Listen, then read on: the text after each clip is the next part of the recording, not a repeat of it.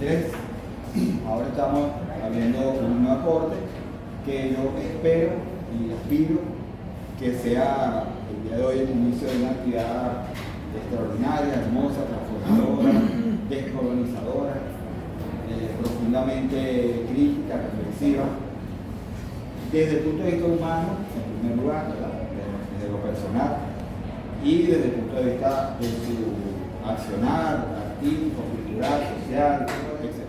Que este es un posgrado que tiene fundamentalmente dos objetivos, ¿verdad? Siempre lo digo. Y en Caracas, fui a una reunión en julio, también lo dije allá.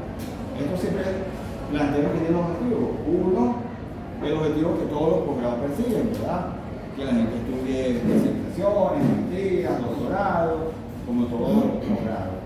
Pero también hay un segundo objetivo que yo subrayo, que yo siempre digo que no aparece en el proyecto, no está en el plan de estudio, no está escrito en ninguna parte, pero desde que comenzamos con esta hermosa experiencia del Programa Nacional de Formación Avanzada en Arte y Cultura del Sur 2017, no Armando González, se lo presento, ya les había hablado de él poco, quien es doctor en historia, más allá de todos los títulos y los reconocimientos que tiene Armando, es un extraordinario ser humano y van a disfrutar mucho sus clases, su acompañamiento y su apoyo.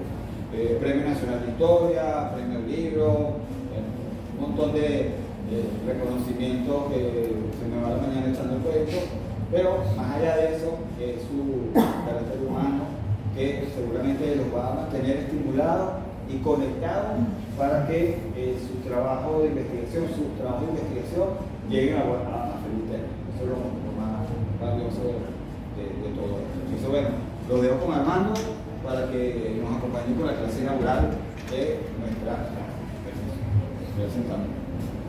Armando, bueno, buenos días. Eso es un compromiso cuando hablan bien de uno. Yo prefiero que hablen mal que uno dejarlos mal parados después, pero así es muy difícil. Entonces, vamos a tratar de hacer un ejercicio de acercamiento a esto que es el Programa Nacional de Formación Avanzada en Artes y Culturas del Sur. Pero, ¿qué es eso de Artes y Culturas del Sur? ¿Hay acaso unas artes y unas culturas del norte? ¿Cuáles son unas y cuáles son las otras? Esto vinculado a otros conceptos que en estos días han estado muy en boga en Venezuela, como el de descolonización. ¿Qué pasa con esto? Que a veces van surgiendo conceptos que se hacen como moda, y esto no es una moda. ¿Estamos? Entonces voy a tratar de hacer un primer acercamiento a todo eso que es lo que se llama arte y cultura del sur y qué es esa aproximación teórica a lo que nosotros entendemos por ese proceso de descolonización. Esta actividad la conversamos como epistemología del sur y violencia simbólica. ¿Por qué? Porque todo el que es artista, todo cultor, trabaja fundamentalmente con símbolos, esté consciente o no de ellos. Entonces, toda la carga que nosotros tenemos pertenece a una cultura que se nos ha impuesto y que sencillamente ha roto con las culturas ancestrales nuestras. Y con culturas ancestrales nuestras no solamente me estoy refiriendo a la de los pueblos originarios, indígenas o aborígenes, como lo quieran llamar. Me estoy refiriendo también a las impuestas traídas violentamente de África. Entonces, en este sentido vamos a tratar de hacer ese primer acercamiento. Cuando nosotros vemos este mapa, por ejemplo, vemos que aquí está Europa. Podemos calcular aquí, en la lámina pueden ver el tamaño de Europa. Y si le quitamos esta parte que está por aquí, porque esto es Granada, el sur de España, que fue invadida meses antes de comenzar la invasión de Colón a América, tendríamos que Europa es mucho más pequeña. Pero entonces le sumamos esto que está aquí, que es Norteamérica. La metáfora que creó un señor que se llama Boaventura de Sousa Santos, que es la epistemología del sur, se refiere a todos los demás territorios que no comprenden ni América del Norte ni Europa. Ese es el sur epistémico. Él hace la metáfora de las epistemologías del sur, incluyendo lo que es Asia, lo que es África, lo que es ahora América Latina, lo que es Oceanía, lo que son esas epístemes que no pertenecen a Europa, que no son eurocéntricas y que luego adoptó Norteamérica y que desde la Segunda Guerra Mundial hasta ahora se imponen como imperio. ¿Cuál es el problema? Tenemos un ligerito problema nada más, que es que a nosotros nos educaron desde las epístemes eurocéntricas y norteamericanas, nada más y nada menos. ¿Qué les estoy diciendo yo? Que comencemos a cuestionar todo eso que se nos ha enseñado y cómo se nos ha enseñado y por qué se nos ha enseñado eso y no otra cosa. Eso nada más es lo que vamos a tratar de hacer un ejercicio. ¿Qué pasa con esto? Con esto lo que les voy a pedir es que no prejuzguemos nada. Desde el punto de vista religioso, por ejemplo, nosotros tenemos una carga católica. Yo fui hasta monaguillo de la iglesia. ¿Por qué? Porque mi abuelo, nosotros somos igual que el cámara y somos campesinos. Yo nací en una cosa que ni siquiera aparece en Google Earth. Se llama Yacurito, entre Píritu y Tureño, a 11 kilómetros de Píritu. Entonces, ni siquiera aparece en Google Earth. Googleé Yacurito, entre Píritu y Tureño, no lo consigo. Aparece Yacural, que está aquí. Pero Yacurito no. Entonces, nosotros vivíamos en Píritu, porque la familia se había mudado. Yo nací en Yacurito. Se mudaron para Píritu, entonces, pero salía con mi abuelo a las 5 de la mañana para allá, para el conuco. Yo soy conuquero. Cuando yo escucho esa palabra aquí, que muy poca gente la usa ya de paso, claro que me tengo que sentir identificado, porque una de las cosas, fíjense ustedes, cuando uno habla de las epistemologías del sur, habla de ese sur epistémico que plantea Boaventura de Sousa Santos, pero cada uno de ustedes, para que se hayan metido aquí, es porque también tienen una parte de lo que es la exterioridad de la modernidad. Después les voy a explicar qué es la exterioridad de la modernidad. Eso, digamos, es desde el punto de vista de lo que es la geografía mundial. Cuando hablamos de las epistemologías del sur, estamos hablando de todas esas epistemologías que surgieron en esos espacios que no son ni Europa ni Norteamérica. Hay otras que han salido de esos espacios, pero que tienen la carga eurocéntrica y igualito siguen siendo eurocéntricos. ¿Sí? Entonces, ahí ya vamos a tratar de ir entrando en materia, nos vamos ubicando.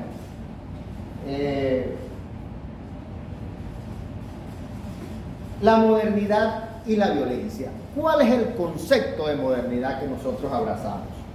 Nosotros tomamos la categoría como la plantea Enrique Dussel. ¿Qué dice Enrique Dussel? Enrique Dussel dice que la modernidad surge con la invasión a América en 1492. Esa fue una discusión que tuvo mucho tiempo, entre otros intervino Immanuel Wallerstein, quien en un primer momento decía que era en el siglo XIX. Hubo diferentes posiciones. Nosotros asumimos el concepto que hace Enrique Dussel de modernidad. La modernidad entendida como un proceso civilizatorio que va más allá del capitalismo.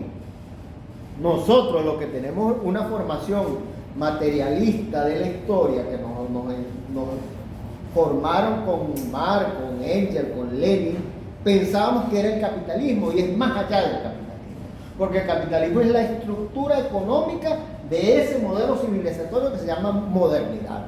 El modelo civilizatorio, además de eso, incluye diversos elementos que están más allá de lo económico. Y que por eso es que nosotros lo defendemos. Ahí está lo que se llama la colonialidad del poder, que es toda la estructura que mantiene el poder en pocas manos para oprimir y explotar a muchas personas. Esa es una parte. Los estados, los sistemas comerciales, todo eso que el mismo Wallerstein llama como el sistema mundo, es, digamos, la colonialidad del poder. Pero hay también una colonialidad del saber. ¿Qué es esa colonialidad del saber? ¿Cómo se nos ha enseñado? ¿Por qué se nos ha enseñado? ¿Por qué se nos ha impuesto una familia supuestamente monogámica desde el patriarcado que enseña la Iglesia Católica? En nuestro caso, de Venezuela. Porque hay muchos otros tipos de familias y existían muchos tipos de familias en las sociedades aborígenes. Existían las familias matrilineales, existían las familias patrilineales, existían las familias poligámicas, pero también existían familias poliándricas. Porque la poligámica es donde el hombre tiene varias mujeres, pero la poliándrica es donde la mujer puede tener varios esposos. Y eso eran conceptos de familias diferentes. Entonces, ¿qué pasa con eso? Eso lo rompe la Iglesia Católica. ¿Qué pasa con esto? Dussel también plantea dos conceptos que son diferentes. Él plantea una cosa como cristianismo y él plantea otra como cristiandad. ¿Cuál es la diferencia entre el cristianismo y la cristiandad? Él hace referencia al cristianismo, al cristianismo, lo que se llama el cristianismo primitivo, y a la cristiandad desde el Concilio de Nicea hasta ahorita, que es cuando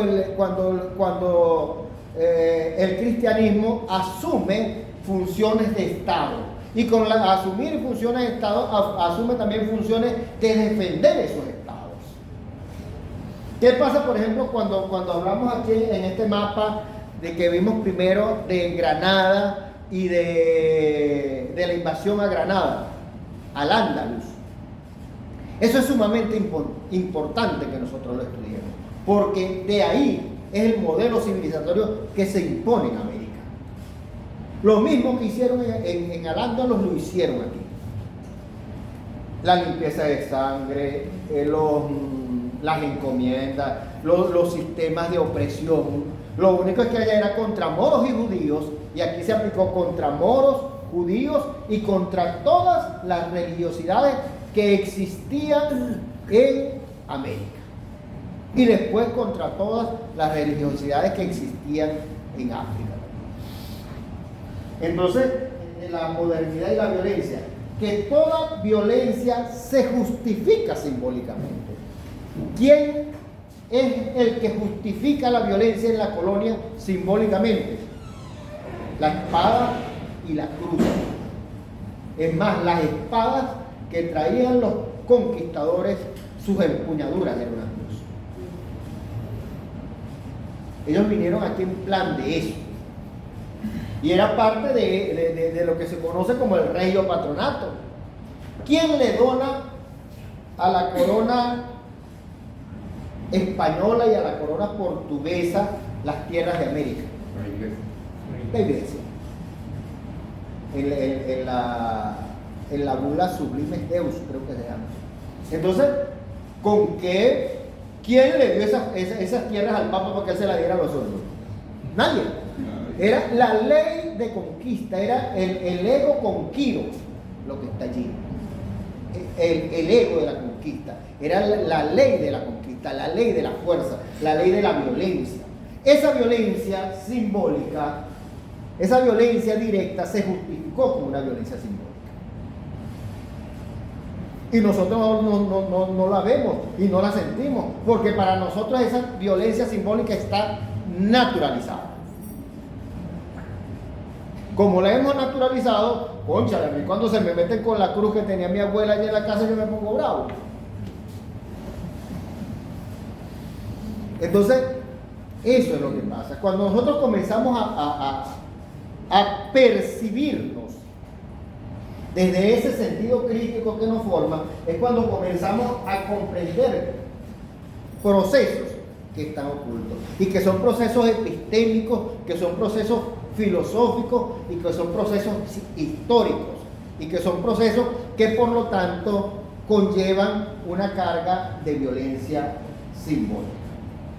El ejercicio de la colonialidad del poder implica el uso de la fuerza de coacción y el uso de la violencia simbólica. O sea, la violencia simbólica es la forma de estructurar los nuevos modelos de pensamiento. Cada colonialidad, la colonialidad del poder, la colonialidad del saber, conllevan una violencia simbólica. Vamos a continuar con este proceso histórico que se nos da.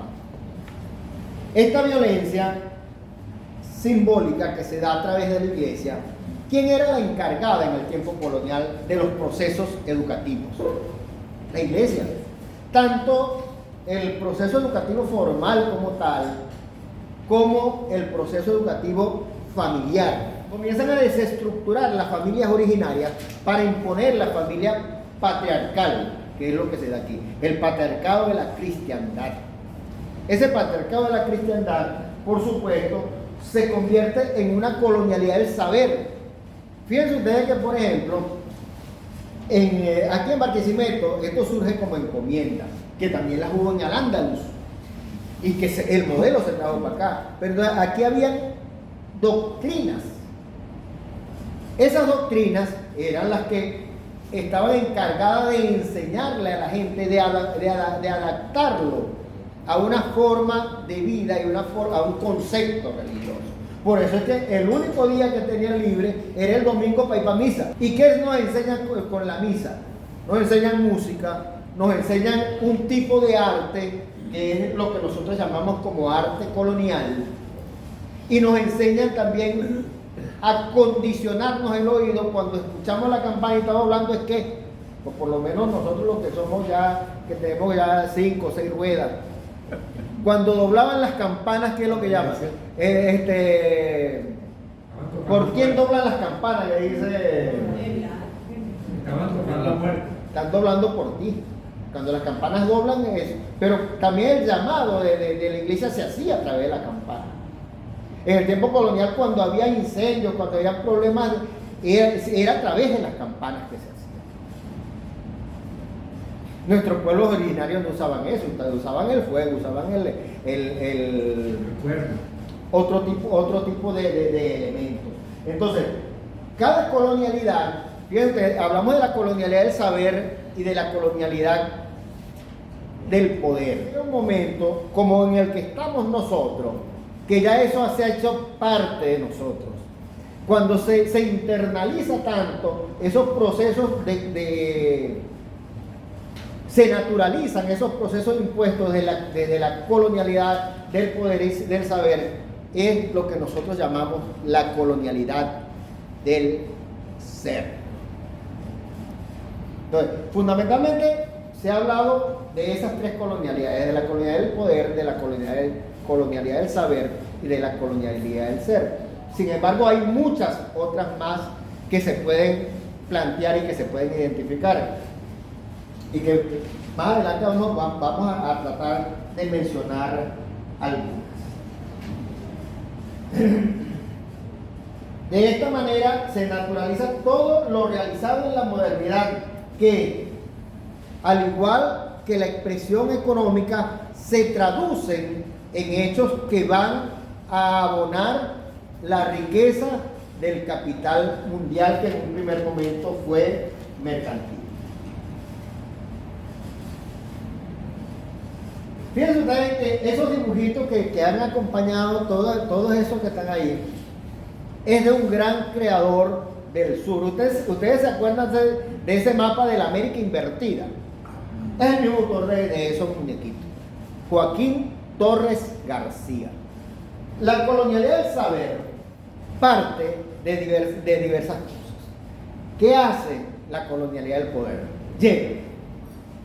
Cuando llega, ¿qué es lo primero que dice?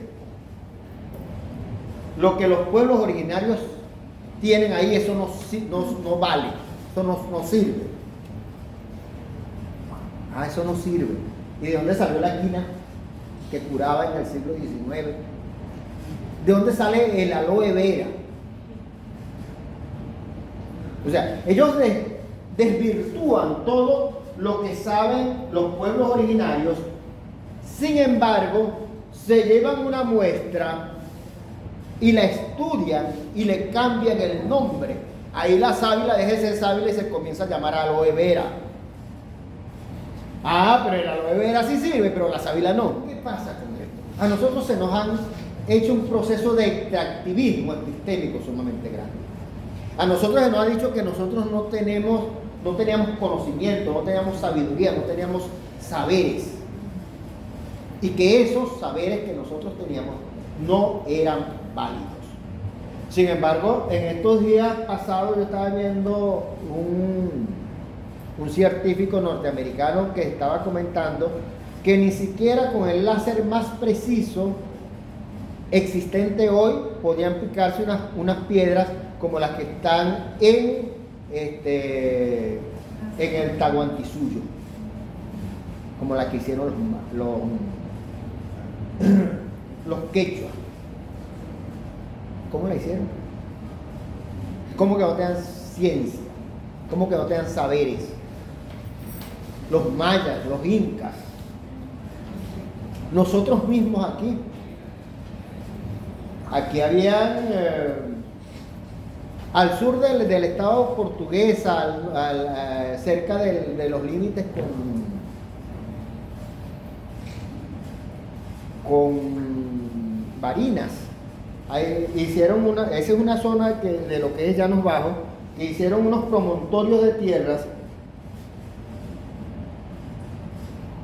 con capas superpuestas para hacer de esas tierras anegadizas tierras fértiles. Es lo que llaman campos elevados de cultivo. Eso lo estudió una antropóloga que murió hace poco, Alberta Zucchi, junto con William Dillman. Tenían calzadas, tenían montículos. Aquí mismo ustedes tienen una serie de materiales arqueológicos en Quibor sumamente importantes, uno de los yacimientos más importantes que hay en Venezuela. Eso no era ciencia. Eso no era saberes. Porque eso no tenía dibujado un Cristo, una cruz, no eran religiosidades. O sea, lo que pasa es que nosotros vemos a partir de ese extractivismo epistémico que se nos ha impuesto. Entonces, eso nos ha impedido valorarnos a nosotros mismos, valorar nuestros propios procesos culturales. La modernidad niega esos saberes, pero a su vez se los apropia y después intenta borrar esa memoria histórica para convertir el extractivismo epistémico en el válido con otros nombres y hacer después lo que se llama el epistemicidio, es decir, borrar todo conocimiento antiguo. Esa categoría de epistemicidio la encuentran ustedes en Boaventura de Sousa Santos. Entonces, extractivismo epistémico, por un lado, se roban todo el conocimiento que pueden, y por otro lado, tratan de borrar la memoria histórica para terminar con el epistemicidio. La modernidad inventa sus mitos. Los mayores mitos que tenemos en este momento es el del mercado, el dinero y el capital como dioses. En el Capital llega un momento en que Marx dice que el capitalismo es una religión.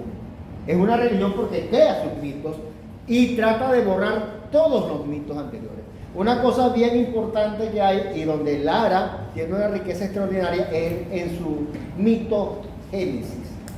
Nosotros debemos tratar de retomar las mitogénesis antiguas. Ahí, por ejemplo, aquí en estos días vi que estaban celebrando un año más de la partida del Caimán de Sanare.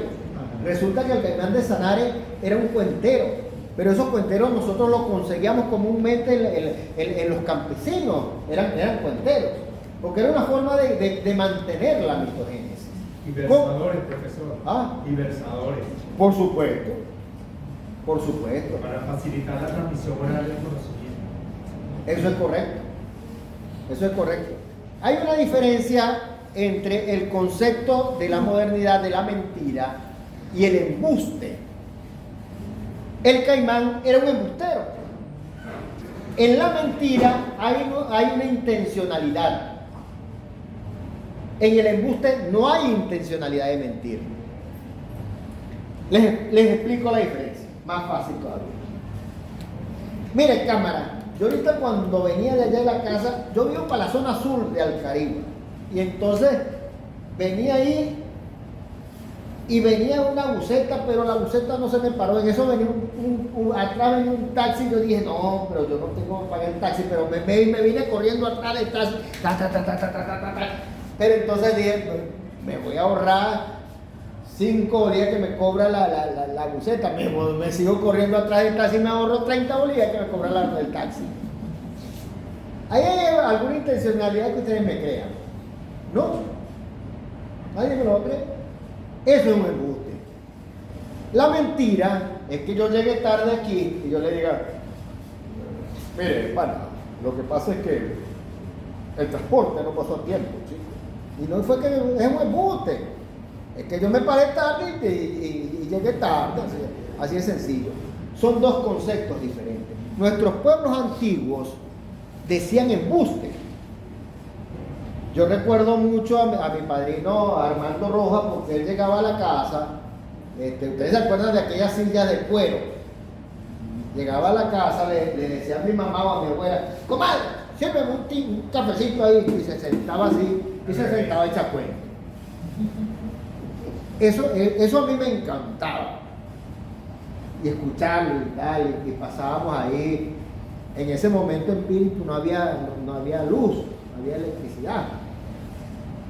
Y entonces, de las 5:30, 6 hasta las 8 de la noche estaba mi padrino Armando Rojas echando cuentos ahí en la casa con mi mamá o con mi abuela, con sus embustes. Esa era la forma de recreación que nosotros teníamos. No era el televisor idiotizante que había y lo que tenemos ahorita que es peor, que es el celular. ¿Cómo nosotros hemos sido víctimas de todos esos mitos que se crean en la modernidad? ¿Para qué se crean esos mitos? Para decirnos que lo único válido es el mercado, el dinero y el capital, y que no existe otra forma de relacionamiento en el mundo que a través del mercado, el dinero y el capital. Cuando hablaba de la cultura campesina y del problema de la alimentación, eso es sumamente importante y estratégico.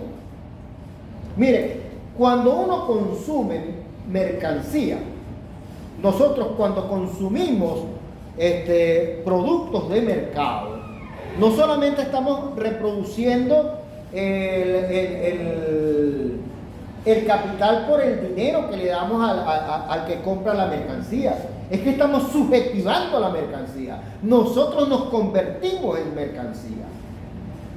Revisen el libro de Juan José Bautista Segales, Pensar desde América Latina.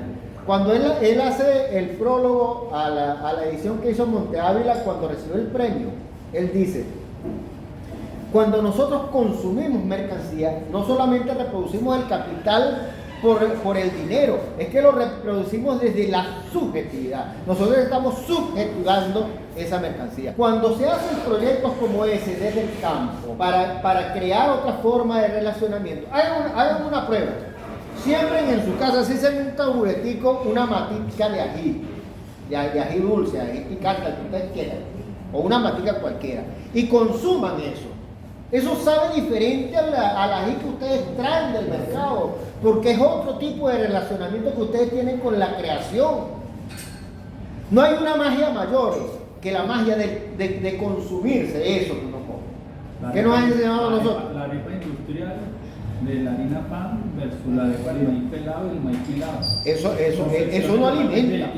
Eso no alimenta. El pan salado tiene bromuro. Para nosotros los que sufrimos de la tiroides, eso es un veneno. Recientemente se ha descubierto que todo lo que se hizo en contra del papelón que nosotros consumíamos hasta casi mediados de los años 70. Yo recuerdo todavía 74, 75, mi abuela anda a comprarme un papelón, hijo. Era el papelón ese de cono. Ahorita ya lo que se consigue es la panela. Y resulta que fue una campaña que se montó para poder vender el azúcar refinada. La azúcar refinada. ¿Y qué es la azúcar refinada? Cuando uno ve que suben a los centrales azucareros, es puro veneno, puro químico. Y mientras más blanca, más veneno. Tiene más amoníaco. Ustedes pueden ver que junto con los camiones de caña, atrás van los camiones cargados de amoníaco. ¿Quién de nosotros se puede tomar un trago de amoníaco? Eso es parte de los mitos que crea la modernidad y que fundamentalmente es para deshacerse de nuestras antiguas mitologías. Dice, nace igualmente una filosofía moderna que se abroga el privilegio de ser el único despliegue de la razón humana sobre los relatos míticos y se desacredita todas aquellas religiones universales y particulares independientemente de la cristiandad. De la cristiandad sea católica o sea protestante en cualquiera de sus iglesias. Y yo no le estoy diciendo a nadie que deje de creer lo que crea, le estoy diciendo que abra un poquito el compás a otras percepciones. Es necesario que nos adentremos a reconstruir esas mitogénesis antiguas y originarias. Ustedes tienen aquí una maravilla de elementos que pueden conseguir aquí en Lara. Y ustedes mantienen todavía gran parte de todas esas mitogénesis. La mitogénesis es la necesidad de encontrar esos relatos antiguos que están desvinculados de la idea del mercado, del capital como única forma de vida y una única forma de relacionamiento en nuestras vidas. El proceso de invasión conlleva a la imposición de una lengua. Entonces, ¿qué hablamos nosotros? Nosotros hablamos castellano. Esa es nuestra lengua. Nosotros los que nos llaman y nos autodenominamos como mestizos, no tenemos una lengua originaria, indígena, aborigen, como quieran llamarla, ni tenemos una lengua africana. Hablamos de esta cosa que nos heredaron, que difícilmente va a expresar nuestras inquietudes profundas. Entonces, se prohíben las lenguas originarias, se nos imponen unos tipos de lenguaje y unos tipos de lenguaje que por supuesto conllevan un relacionamiento y una carga simbólica sumamente grande. Porque cuando se impone una lengua también se impone una forma de pensamiento. Cuando yo digo silla, por ejemplo, yo me puedo imaginar una sillita como esta.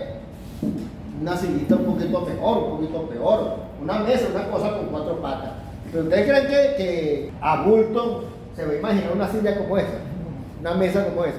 Nuestras formas de relacionamiento se dan por el lenguaje. Nos cambian el lenguaje y nos cambian la forma de pensar. Nosotros nacimos en una lengua amañada, en conceptos amañados, en un relacionamiento amañado. A nosotros se nos ha vendido, por ejemplo, y aquí hay muchos profesores de arte, les voy a dejar esta inquietud. ¿Ustedes creen la carga de violencia simbólica que se da con los colores? Con ese adefesio que se ha creado que llaman psicología del color. ¿Ah? ¿Quién les ha dicho a ustedes que el azul es para los hombres y el rosado es para las muchachas y el negro significa lo malo y lo blanco significa lo bueno? La cultura eurocéntrica. La cultura eurocéntrica. Porque para los africanos les aseguro que el negro significa el bien. Entonces, nosotros vemos desde esas categorías que se nos han impuesto. Entonces, todo este llamado viene a cómo a nosotros se nos han impuesto esos códigos, esas lenguas. De esta manera se introyectan en los pueblos invadidos una forma de pensamiento que lo aleja de su propio mundo y de su propio concepto como pueblo. ¿Cuáles eran las lenguas matrices? El portugués, el español, el alemán, el inglés, los 5 países europeos. Las 5 grandes imperios. ¿Y ustedes creen que eso es casual? Que ahorita todo el mundo está tratando de estudiar mandarín. No, el centro económico cambió de Estados Unidos a China. Todo el mundo está buscando un cursito para China. Y por supuesto ahí la lengua que se tuvo como franca, porque todavía tienen muchas lenguas en China, es el mandarín. Dentro de 5 años, 10 años, o 2, 3, no sé cuántos, la lengua que van a estar estudiando nuestros hijos, nuestros nietos, en mi caso, va a ser mandarín. Ese modelo de Europa surge a mediados del siglo XIX. Hasta el siglo XIX, las grandes potencias eran Indostán, India y China. Y ustedes saben cómo fue la forma de derrotar a India y a China. A través de la guerra del opio. Eso generó que el opio pasara del uso ritual que tenían las antiguas culturas, incentivada por Inglaterra, a un uso excesivo del opio. Esa fue la llamada guerra del opio. Eso produjo en China una cosa que se llama el siglo del oprobio. Búsquenlo. Y China está saliendo de ese siglo del oprobio. ¿Por qué creen ustedes que ahorita está llegando el fentanilo para allá, para Estados Unidos? Yo les estoy dejando solamente dudas. Ustedes verán si lo buscan o no lo buscan. Aquí es necesario buscar otras formas de hacer ciencia, de estudiar y de buscar horizontes de sentido. Fíjense, nosotros estamos en un problema.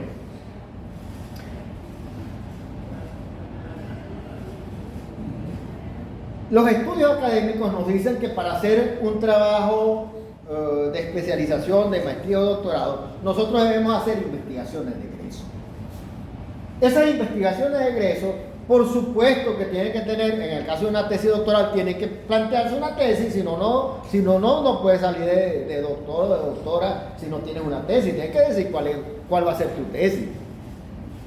Esos trabajos tienen que estar sustentados por un método, por una técnica, por una teoría, por una filosofía.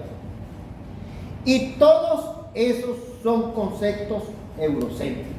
A estas alturas del partido, nosotros podemos hacer un trabajo doctoral, un trabajo de maestría, un trabajo de especialización, sin que tenga teoría, tenga método, tenga esto. Pero vamos a buscar otras cosas. Cuando nosotros acercamos esto que está aquí, son horizontes de sentido.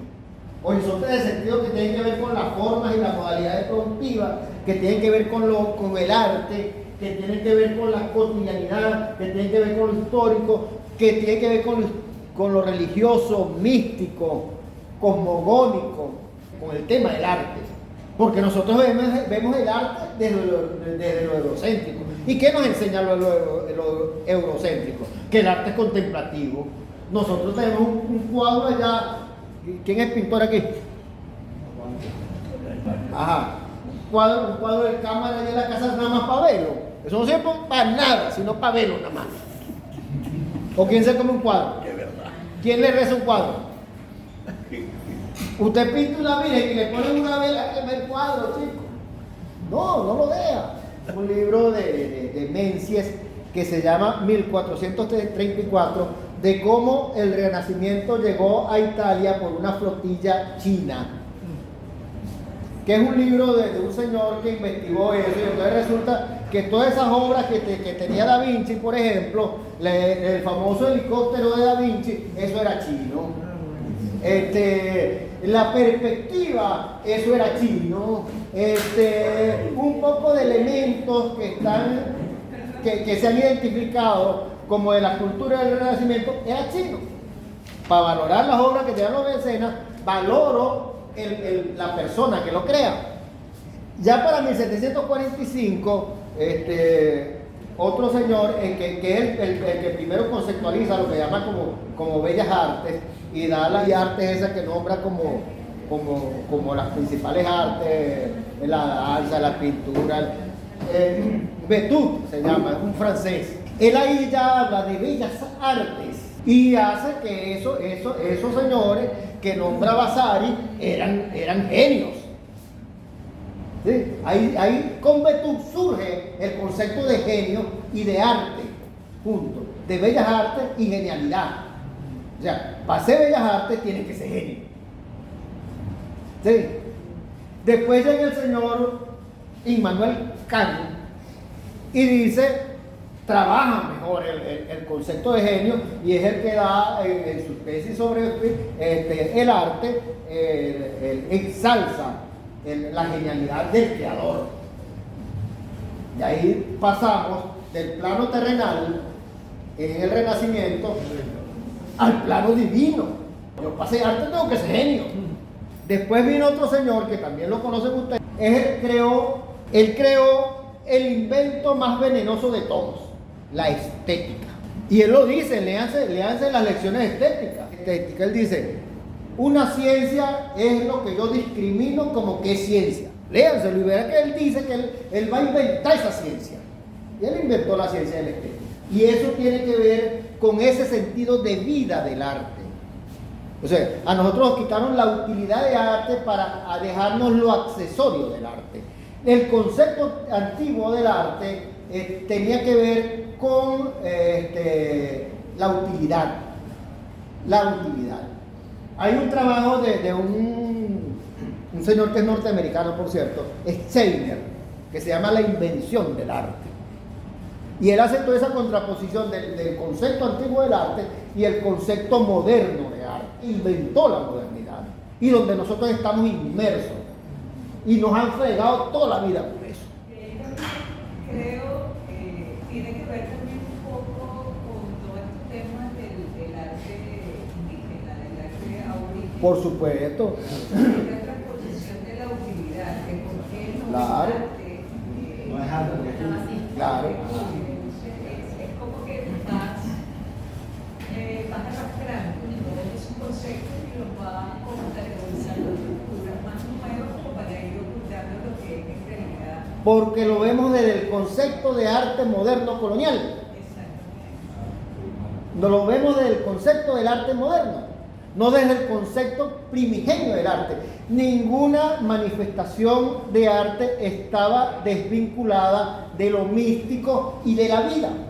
Eran sus dos grandes pilares. Entonces, nosotros queremos tener arte solamente por arte. Queremos cantar una cosa que sea bonita, pero solamente que sea bonita, no que sea útil. Y los pueblos ancestrales cantaban porque eso realmente le avivaba su espíritu. Pero el concepto es, lo que pasa cuando conversamos, el lenguaje es una cosa bien compleja. Porque cuando esos mismos pueblos ancestrales hablaban de espiritualidad, no hablaban de la división cuerpo-alma que nos ha inventado también el cristianismo. Para ellos usted no podía agredir su cuerpo porque esa era parte de su alma y su alma está en su cuerpo. O sea, usted no puede agredir su cuerpo sin agredir su alma, no puede agredir su alma sin agredir su cuerpo.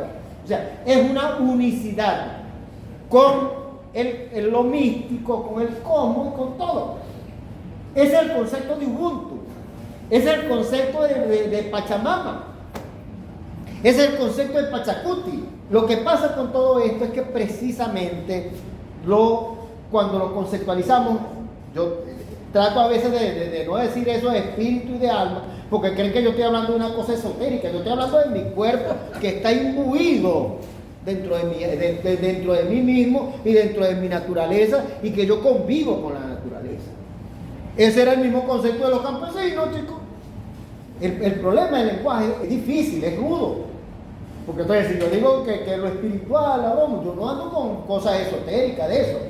Es que lo espiritual es que soy yo. Yo no me veo dividido en cuerpo y alma. Esa es una trampa de la cristiandad. Hay un libro que se llama La invención del purgatorio, que lo escribió uno de los más, de los medievalistas más completos que yo conozco, que es Jacques Legoff. Jacques Legoff publicó una cosa que se llama La invención del purgatorio. Entonces, una cosa como de 600 páginas. Entonces, él echa el cuento ahí de cómo hasta el siglo XII, XIII no existía esa figura, que aparece en la Biblia como adjetivo y no como sustantivo, que como sustantivo se comienza a crear después que la iglesia tiene poder económico para decir, cónchale, chicos, dame los cobritos aquí que yo te salvo para que te vayas para el cielo. Nos han fregado. Eso fue un invento de un papa, León X, en el año 1517, para construir la Basílica de San Pedro, pero eso no aparece ni en la Biblia.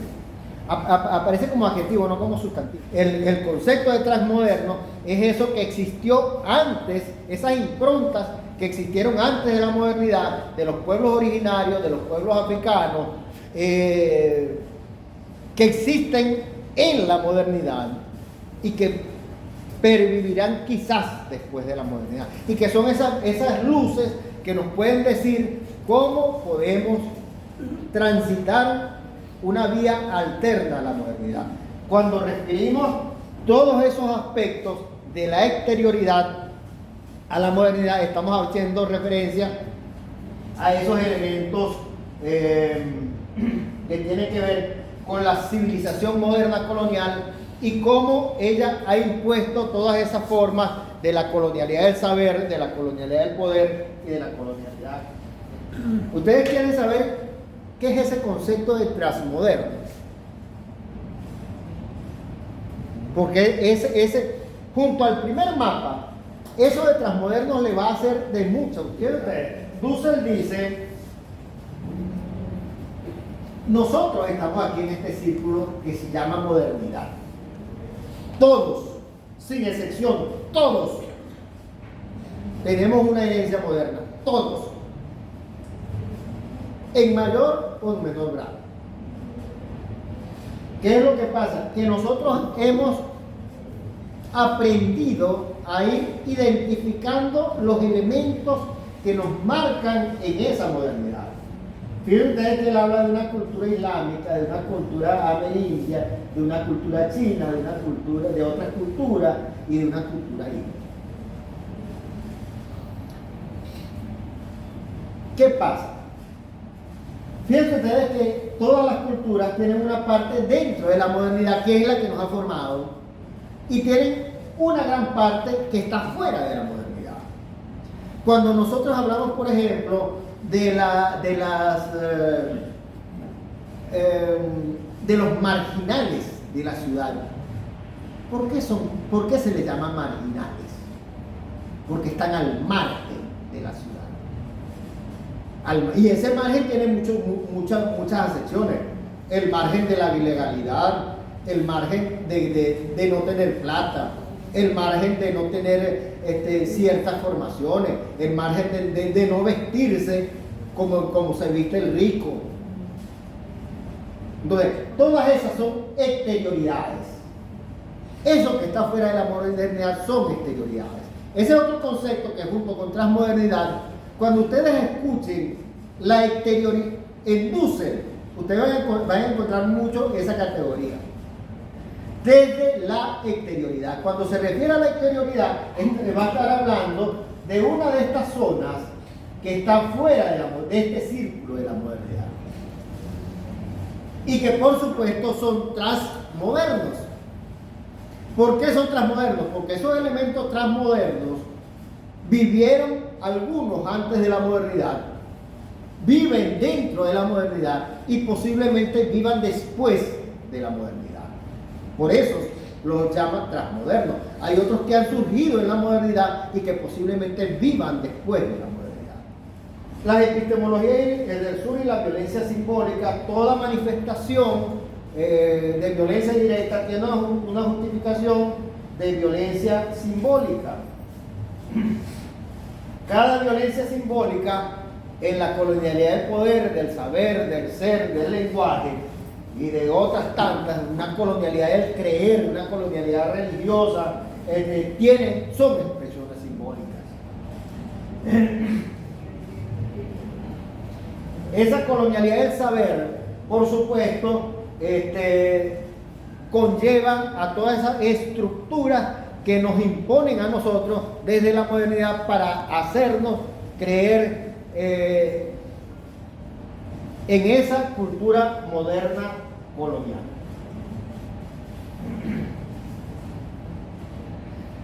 La modernidad inventa sus propios mitos para hacer pervivir que el mercado, el dinero y el capital son las estructuras sobre las cuales se cimienta, sobre las únicas estructuras sobre las cuales se puede cimentar un relacionamiento con humano, y no es así. Por ello es necesario buscar esas mitogénesis originales que nos van a permitir a nosotros buscar salidas alternas en la exterioridad de la modernidad. Cada sistema moderno colonial impone su lengua, la lengua del invasor, para poder dominarnos desde sus propias categorías. Es necesario buscar nuevos horizontes de sentido en todos esos campos donde ustedes están.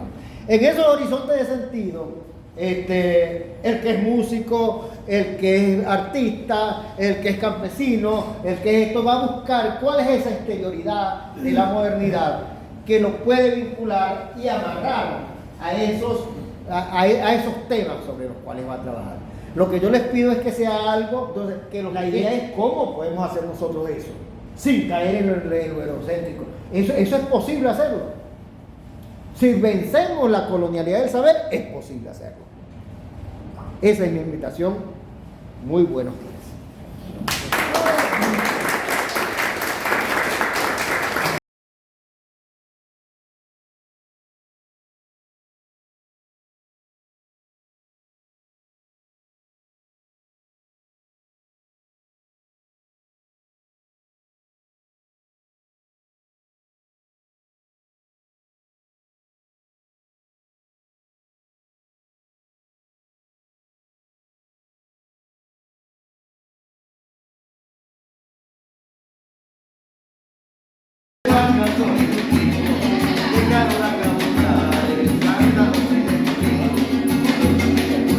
Estoy el canto de Don Pío, porque nada es una zona como la Zaguas del Río.